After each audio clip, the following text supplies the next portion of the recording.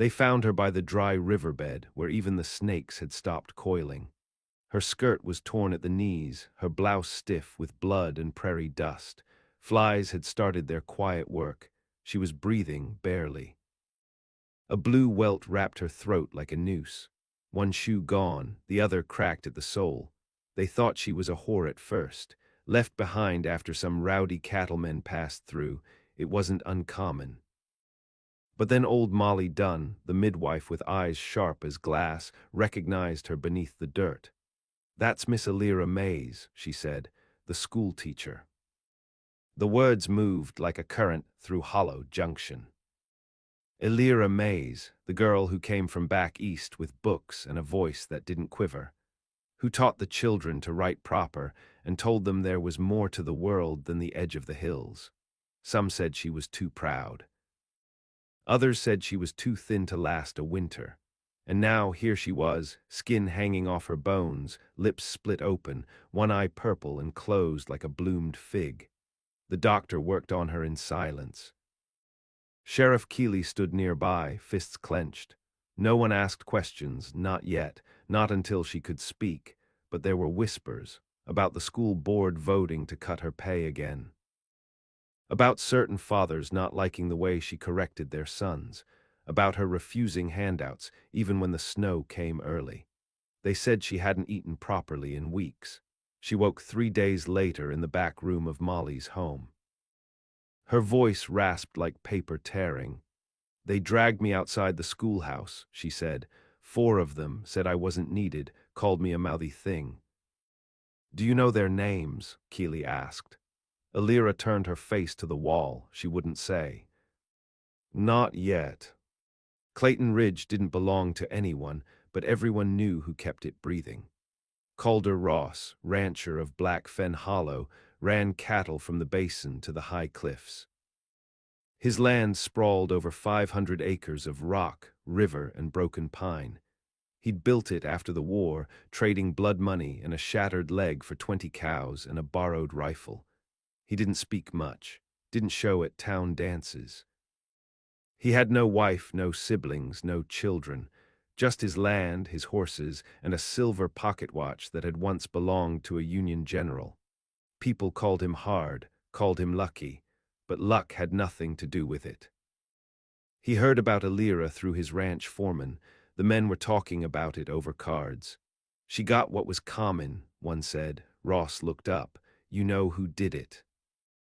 "Doesn't matter," the man shrugged. "She's a woman with ideas. This ain't Boston." And she was always hungry looking, like she didn't know how to take care of herself. Ross stood slow.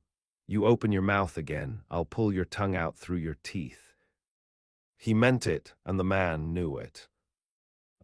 A week later, Ross came to town for supplies. He stopped by the schoolhouse. Boards were nailed over the windows. The bell hung crooked, rope missing. No one had cleaned the blood near the back steps. He found her at Molly's, sitting in a chair near the stove, hands wrapped in a wool blanket. Her hair was tied back now, but uneven, as if someone had hacked it with a knife. "You're Elira Mays," he said. She looked up. Her mouth tightened. "You're Calder Ross."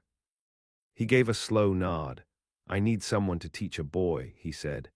11, smart but stubborn. His mother died last winter. He hasn't spoken in months. "I don't teach anymore," she replied. "You will." "I won't go back to the schoolhouse." "I'm not asking you to." She studied him. He didn't blink, didn't smile, just waited. "I have nothing," she said finally. "No money, no family. No protection." "I know." He reached into his coat, took out a silver coin and placed it on the table. "For food and boots, I'll be back in 3 days." Then he left, and something inside her, something starved and near dead, stirred. They said it was madness, that Ross had no business bringing a woman like her to the ranch, a woman with scars and secrets, but he did it anyway. Rode into town 3 days later with a covered wagon, a new coat folded on the seat beside him, and a battered school satchel he'd found at the general store. Elira didn't speak much on the ride. Her voice still cracked if she used it too long, but she watched everything. The way the trees bent at the pass, the way he handled the horses, the way he never once looked at her like she was broken.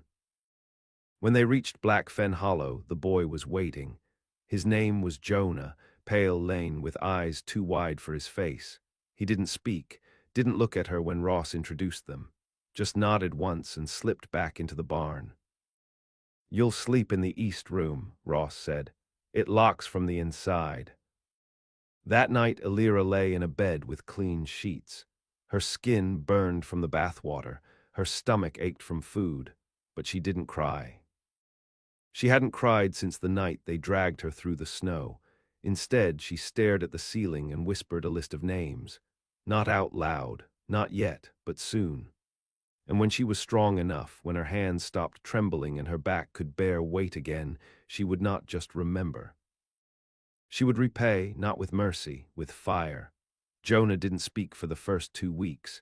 He'd watch Elira with narrowed eyes, lurking in doorways or crouched in the loft like some feral thing. He listened, though. When she read aloud in the mornings, her voice still hoarse but steady, he stood just outside the room. When she swept the floor or stitched the hem of a torn curtain, he kept his distance, but he never strayed far. Elira didn't press him. She knew the shape of silence, knew how it wrapped itself around the bones after grief, like frost tightening a branch until it split clean. She let the hours fill with small labors, copywork by candlelight. Water drawn from the creek, still cold from the mountain's melt. She cooked what she could, never much. Oats, salt pork, wild onions when she found them near the fence line. There were no luxuries here, only use. Ross came and went. Long rides across the range, dealings with ranch hands, fencing to mend. He rarely spoke more than needed, but each night he brought something to the table, an old primer, a tin of preserved peaches, once a spool of blue thread. She said thank you always, and he nodded as if it were a fair trade. It was the 3rd week when Jonah finally entered the room on his own. Elira was stitching by the fire, a rip in her only coat. He sat across from her, hands tucked under his thighs, eyes wide and wary. She didn't look up right away, just kept working. Then she said, quiet and sure, "You're not stupid." He blinked, "You're scared." "But not stupid." He looked away, jaw tight. She tied the thread, bit it off. "When you're ready, I'll show you how to hold a pen without your hand shaking. When you're ready, I'll teach you how to use your voice like a knife. So they can't ignore it." He didn't answer, but the next morning he sat at the table while she read, and the morning after that he mouthed the words. Snow came late that year, but hard. By November, drifts reached the bottom steps of the barn, and the sky never cleared. The wind moaned through the rafters like a ghost calling names. Elira grew stronger, her cheeks filled. The bruises faded into yellow smudges, then vanished altogether. But the cold pressed into her bones, and some nights she woke sweating, breath caught in her throat. Ross didn't ask, but he noticed. He left a knife by her bedside. Sharpened clean, she didn't thank him, just tucked it under the mattress and slept without flinching. In town, her name stopped being spoken in public, but behind doors the story twisted. Some said she'd lured Ross, that she'd seduced him with her ruined beauty and sad little mouth. Others said she was practicing witchery out at Black Fen, filling the boy's head with lies and spells. Sheriff Keeley visited once before the pass iced over. He stayed only an hour, sipping coffee while Elira fed the chickens. "Some folks been asking questions," he told Ross. Ross stared out the window. "Let them." Keeley nodded. "She ever say who it was?" Ross shook his head. "She will," Keeley muttered. "Eventually."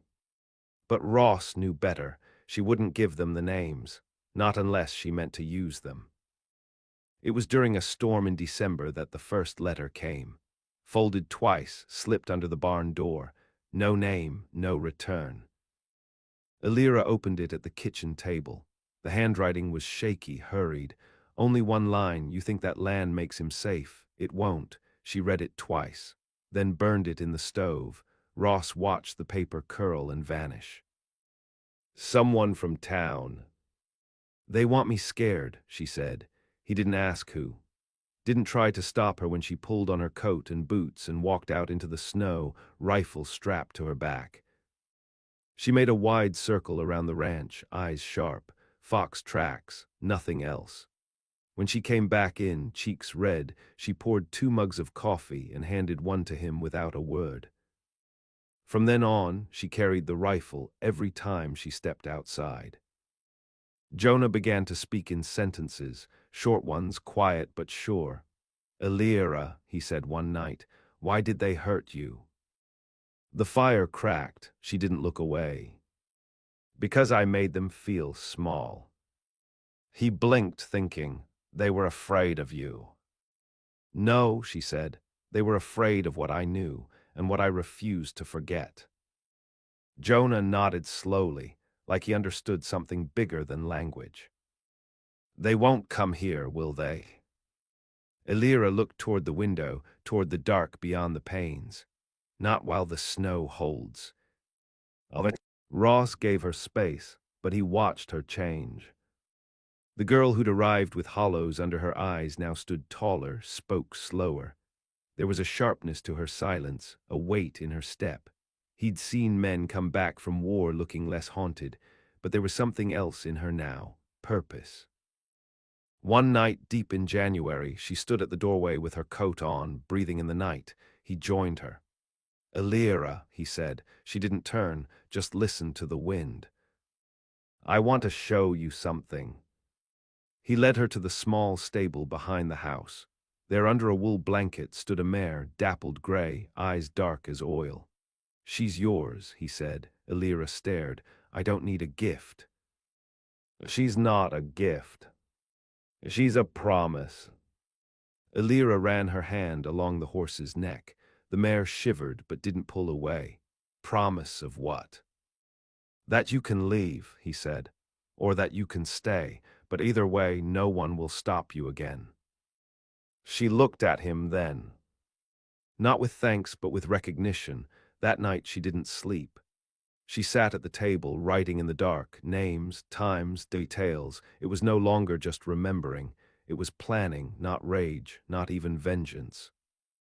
It was justice, grown cold and hard like the ground beneath Black Fen Hollow, and when the snow thawed she would act. By March the thaw had begun. Streams broke open from under the ice, flooding the lower trails. Mud swallowed boots whole. The hills, once white and still, wept with meltwater and loose stone. At Black Fen Hollow, the cattle grew restless, snorting steam into the wind. Winter had not killed them, but hunger stalked their flanks. Elira moved with purpose now. She woke before dawn, packed the lessons for Jonah, rode the mare Ross had given her down to the ravine and back before the frost could bite her hands. She said little, observed everything. Jonah kept close.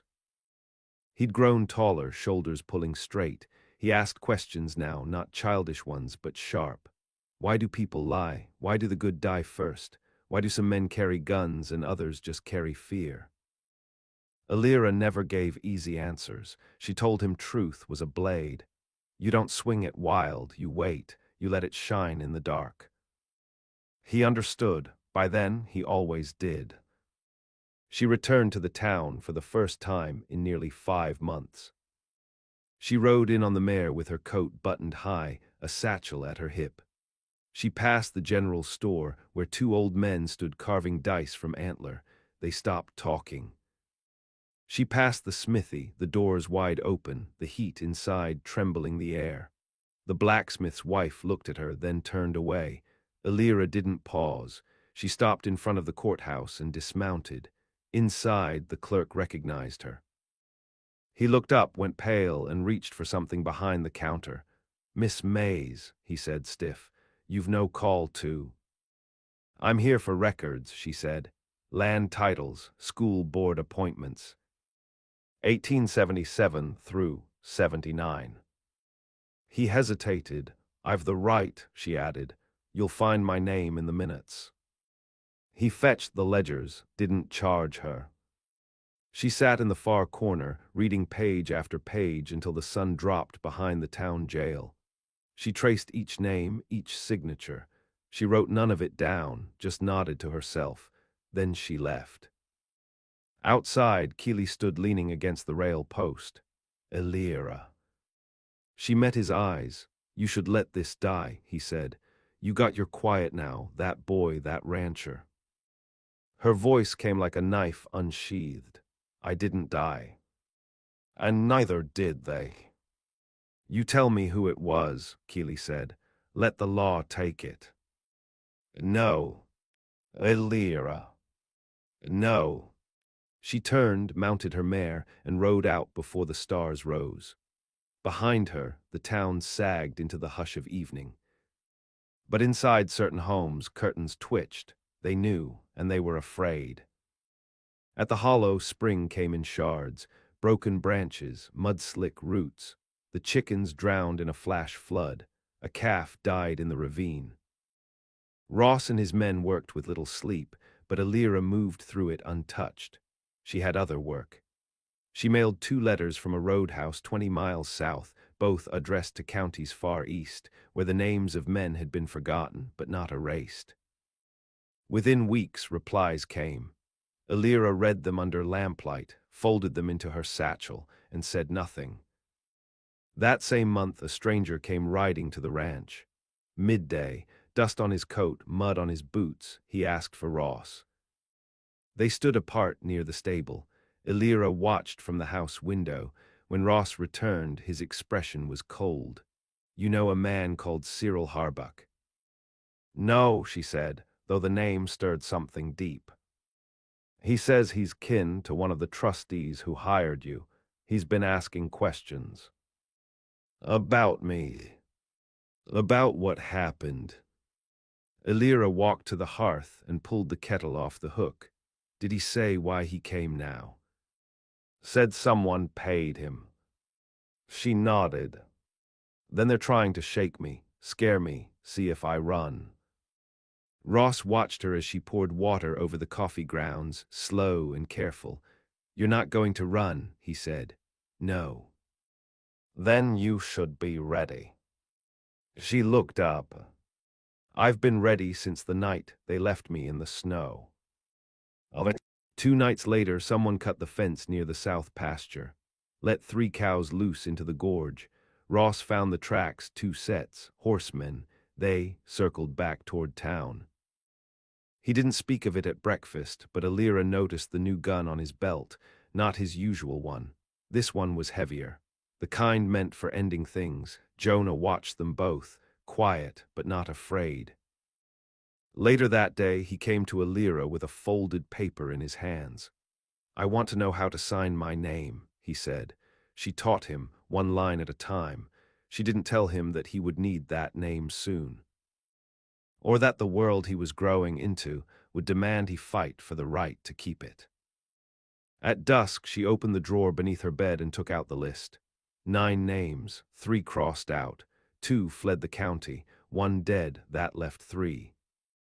She folded the paper, kissed her fingers, and tapped it once. The next day she rode east, past the creek, beyond the pines, into the old timber camp where one of them worked the saw line. He didn't see her coming. He never thought she'd leave the ranch, but she walked straight into the shed where he lay drunk on a cot, and when he blinked up at her, trying to sit, she pressed the edge of the knife into his throat. He wept before he spoke. She didn't ask for truth, she already had it. She asked for names, he gave them. She asked for what they'd planned, he told her.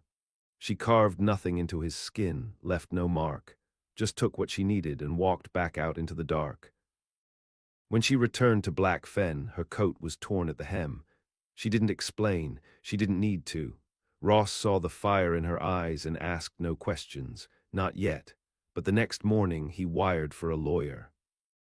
And Jonah began writing sentences. Sentences about wrong things made right, about a woman who would not die, about the long winter and what followed, about truth sharpened to a point, like a knife. By May, the grass had come back. Not lush, but enough. Enough for the cattle to chew slow under the sun, enough for the boy to lie in and stare at the clouds while Elira read aloud about ancient wars and ruined empires. The hollow was green again, but the color brought no ease. Something hung in the air, tight as wire, ready to snap. Elira knew it. Ross knew it. Jonah felt it too, though he couldn't name it yet. It was the part before fire.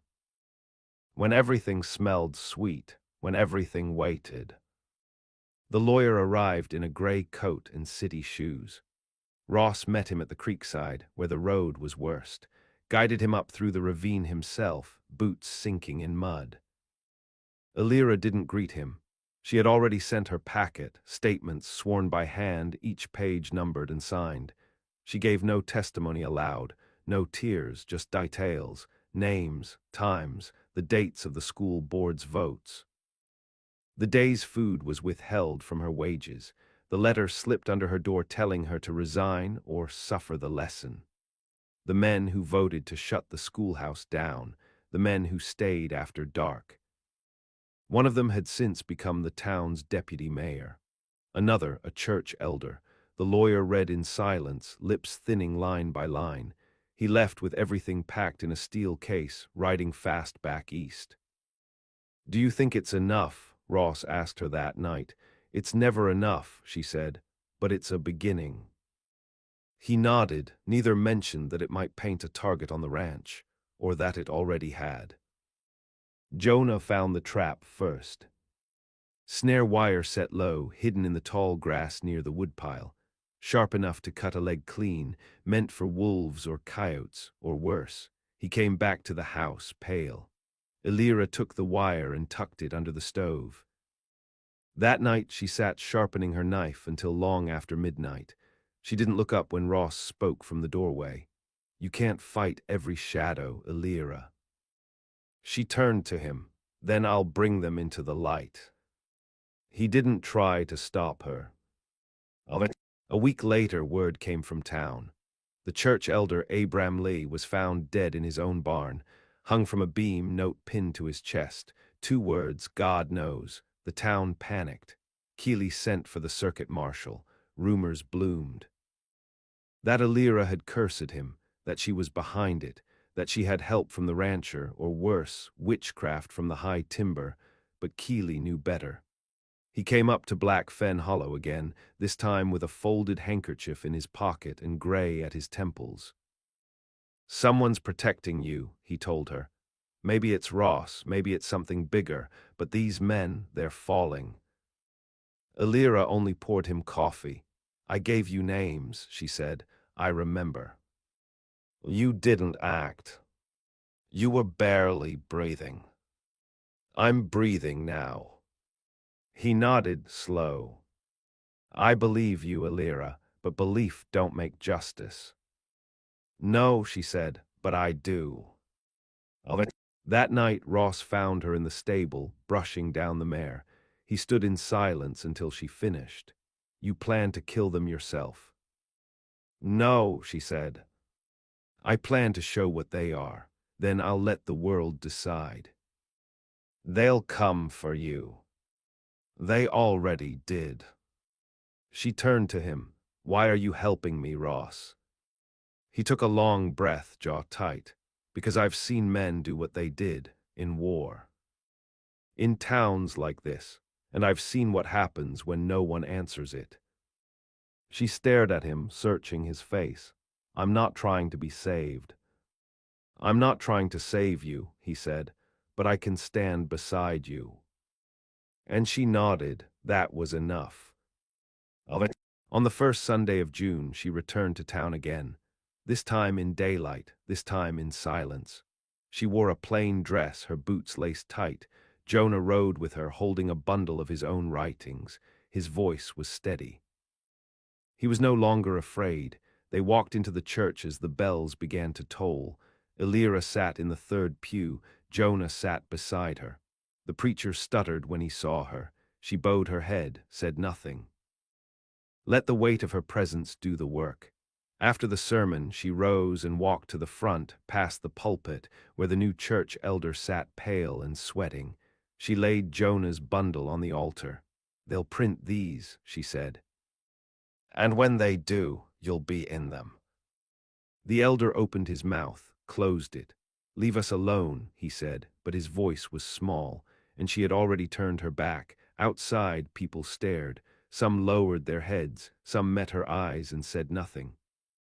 Not a soul reached to stop her. Back at the hollow, the cattle grazed under the stars. Ross met her on the porch. "It's done," she said. "No," he replied. "It started." And she knew he was right. In the hills above the ranch, someone watched. They would not forget her name, but now they would not forget her power either. She had been beaten, starved, left for dead, and she had risen not to beg, not to run, but to speak, to stand, and to fight until the last man fell. By late June, the heat came down like judgment. Dust curled up from the road in long, lazy spirals. The cattle pressed their flanks into shade, flies thick around their eyes. At Blackfen Hollow, even the trees seemed to hold their breath. But Alira moved like the season didn't touch her. She had work more than teaching now. She rose early and wrote until the light changed. Letters, statements, declarations. She was building a fire, word by word, and the pages smelled like smoke. Jonah copied each one in his own hand, careful and neat, learning how to use words like nails. She was teaching him the trade of truth, even if it bled.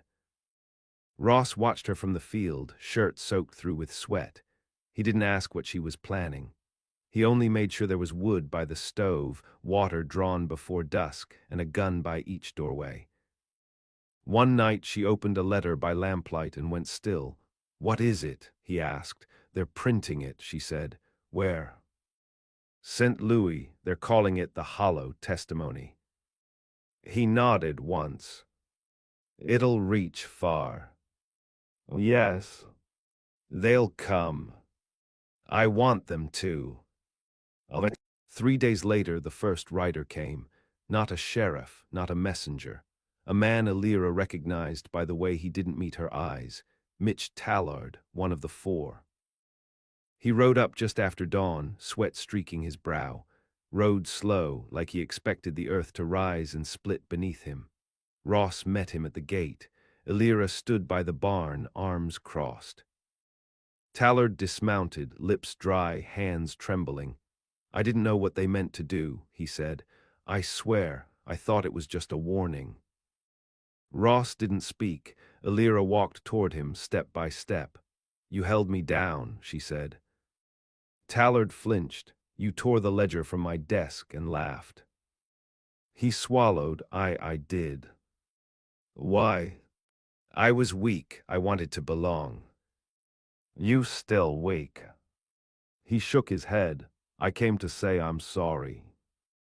Alira looked him over, dirt on his cuffs. Scars on his knuckles, a man unraveling from the inside out. "No," she said, "you came to ask if I was going to name you." Tallard didn't reply. She stepped closer. "Did you stop them?" "No." "Then yes. I'm going to name you." He crumpled like a drunk before a judge. Ross moved, but Alira raised her hand. Let him leave. Let him ride all the way back with his fear. Tallard stumbled to his horse, rode off without a word. And Alira watched until he vanished behind the rise. That night she stood at the edge of the porch, watching lightning flicker on the horizon. Ross joined her, hands calloused and quiet. "You could let it end here," he said. "Let the papers speak for you." "I don't want them to speak," she said. "I want them to see." "Who?" "Everyone. Even Jonah." She looked back toward the house. Inside, the boy slept with a knife tucked under his pillow and a copy of Cicero beside his bed. "Yes," she said, "especially Jonah." In town, the whispers turned to fire. Pages of the hollow testimony arrived folded in strangers' pockets, left in pews, slipped beneath saloon doors. The school board resigned in silence. One of the accused men packed his things and vanished overnight. Another was found unconscious near the train tracks, jaw broken. Keeley tried to keep peace, but the town was splintering. Some wanted Alira punished for bringing shame. Others wanted her elected to the board. A few just wanted her gone, but she didn't come back. She let the words burn, and the fire crawled closer. In July, someone poisoned the water barrel behind the barn. Jonah found the dead birds first. Ross tasted the metal in the water and cursed. "Alira," he said, "it's time to leave." "No. They want you dead." They already had that chance. Ross stepped close, voice hard. "You think you owe the truth your life. You think justice tastes sweeter if you die for it." She looked up at him, heat rising between them like thunder. "I don't care how it tastes," she said. "I care that it's seen." He stared at her, then nodded once, sharp as a promise. "I'll keep you standing. Then I'll do the rest." She left the next morning before the sun rose, riding north with Jonah behind her. They stopped at the hill above town. She pointed to each building. "There," she said, "that's where they laughed after. That's where the boys who mocked you were taught to do it. That's where they prayed and still let it happen." Jonah said nothing. He just watched. Alira reached into her satchel and took out the last copy of the hollow testimony. She tore it into 4 pieces. Then she buried it under a cairn of stone, marked with a carved J. "For when you forget," she said, "so you remember to remember." Jonah knelt beside it. "I won't forget. I know."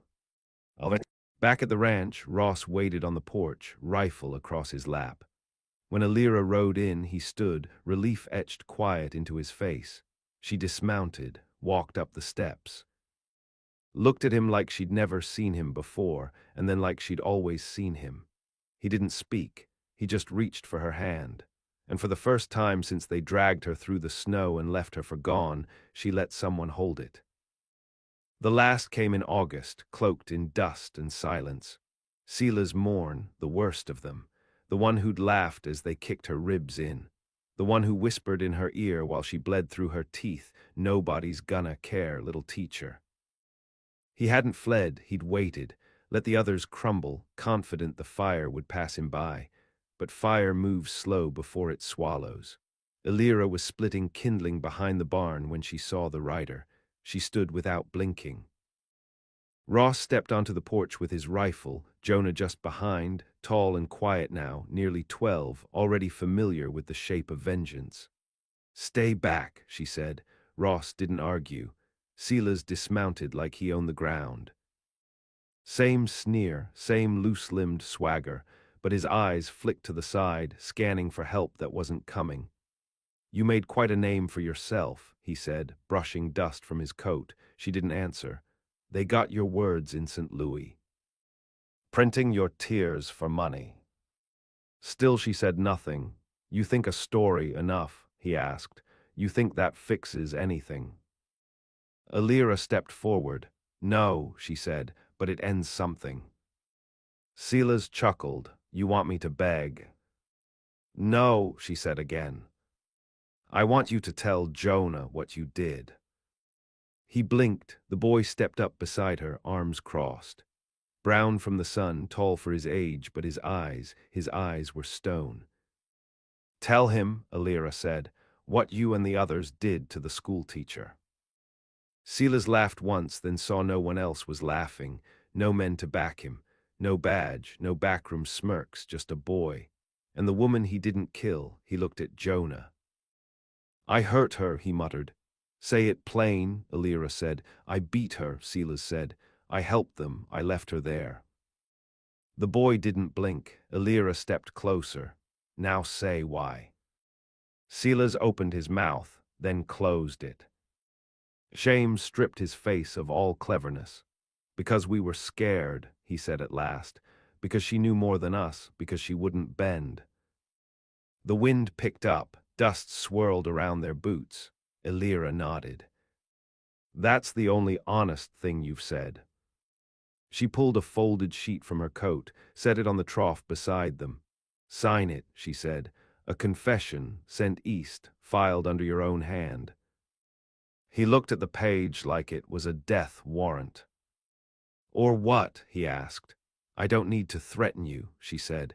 You're already forgotten. This is your only chance to be remembered as something more than what you were. He stared at her, then he took the pencil, signed, shaking. She took the paper, folded it, turned her back on him, and walked away. He rode out an hour later, slower than he'd come. Jonah watched until the dust settled. That fall the schoolhouse reopened, not in town, but on Black Fen land, where Ross built a single-room structure just east of the barn, with new timbers and tall windows. The bell from the old schoolhouse hung in the rafters, but Elira left it silent. She taught 6 children. Jonah helped her. Sometimes he read aloud while she stitched their lessons into something that would last past winter. They didn't talk of the men anymore. Some were gone, some were disgraced. A few still lived, quiet as mice under floorboards. But the world had shifted, not clean, but enough. One night Elira sat with Ross under a wide, clear sky, the stars pressed down like memory. I keep thinking I'll stop feeling it, she said, what they did. What I became because of it. Ross lit a match, touched it to his pipe. You don't have to stop feeling it, he said. You just have to live beside it. She nodded, the silence stretched, gentle now. I would have died that winter, she said, if you hadn't come. You were already halfway back, he said. I just held the gate. She leaned against him, slow, not seeking shelter, just choosing it. By the time the first frost came, Jonah had written his own story. It wasn't about her, not directly, but it told of a woman who carried truth like a lantern into a town that had never seen it, and a boy who watched her build a fire no one could extinguish. He signed it with his full name, Jonah Mays. And when he read it aloud, she didn't cry. She just looked out the window, past the cattle, past the hills, and knew she'd come further than any map could show, not a victim, not even a survivor, but the storm that followed and stayed.